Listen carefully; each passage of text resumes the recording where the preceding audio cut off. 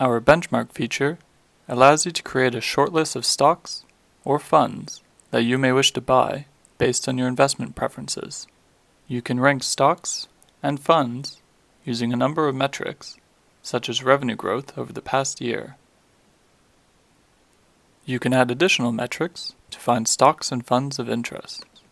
If you want to focus on smaller companies, you can add market capitalization to the ranking.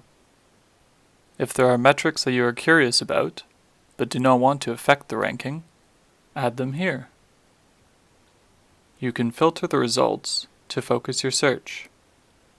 Perhaps you only want to look at companies in the technology and communication services sectors and are profitable. We provide a rank quality score to measure how well your criteria orders stocks in terms of price change over the past year. If we add price to sales ratio as another ranking metric,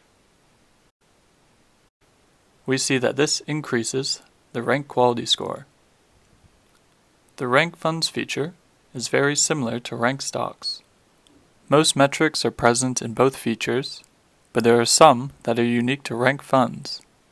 One worth noting is being able to rank funds by their ownership of specific stocks. You can also filter funds to include specific regions, sectors, industries, and stocks.